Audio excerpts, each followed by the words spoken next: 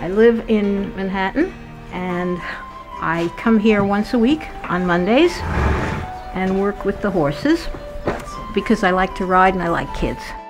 I just retired from a job as dean of a college, so this is quite a change. It's wonderful when you can see them learn to do something and you see how proud they are of it. I think they learn structure, they learn how to handle themselves, because it matters what happens. It's not that they are treating the horse because they're told to treat it well, it's because the horse will hurt if they don't. And that makes a big difference to them. Guys, would you? Real quick moment, watch them follow you. Come on, puppy, puppy. After being here 60 years, I get up every morning and I really feel good about getting up. I think my wife would appreciate it if one morning I would get out of bed and not start talking about what we're doing today at Green Chimneys. But it gets in your blood and you can't get away from it. And I guess I really don't want it to get away from me. The type of children that really benefit from Green Chimneys and that attend our school tend to fall along the emotionally fragile spectrum. We have a lot of children who struggle with coping skills, dealing with situations that might frustrate them and cause them to be angry. We have a lot of children who might just be misunderstood in their behaviors or lack this social awareness of what their behaviors are doing to others.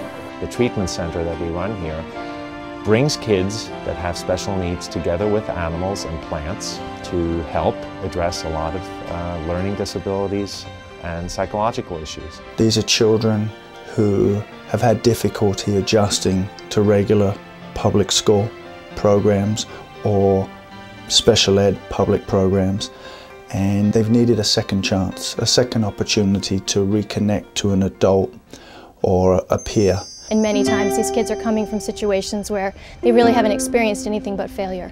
And our one of the main goals here is to show kids that they really can succeed. It's like an onion. We peel off all of this and we put the child back on his or her feet and we make the child really feel good about him or herself. You know, you can always teach reading or you can always teach spelling, but to make the child totally well so that it's acceptable in a community takes a lot of work.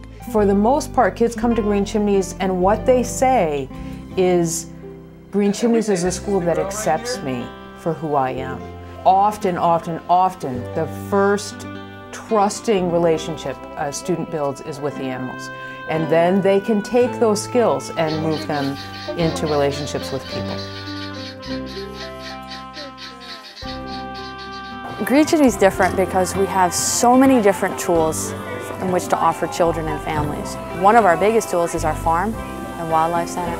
We have an opportunity to have children work with animals, and when you combine the two, wonderful things occur. They heal the animals and the animals heal them. Psychiatrists and psychologists and social workers were referring children because they thought that this kind of a total care in a loving facility with a lot of animals running around would be very, very healthy for the children. And by the way, it was healthy for the animals too. The fact that Dr. Ross and his wife have been here and have created a family touch to this still remains, and it keeps it from being institutional. Children want to be here and therefore want to learn the tools that they need so they can go back home into the community.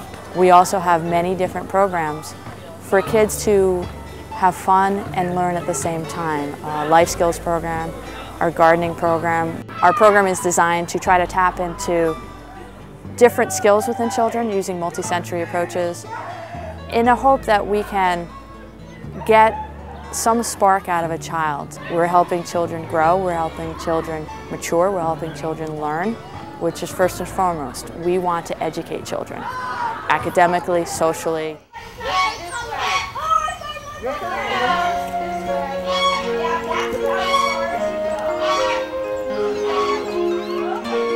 I mean, we're not going to have a 100% success rate, but the successes that we do have are amazing.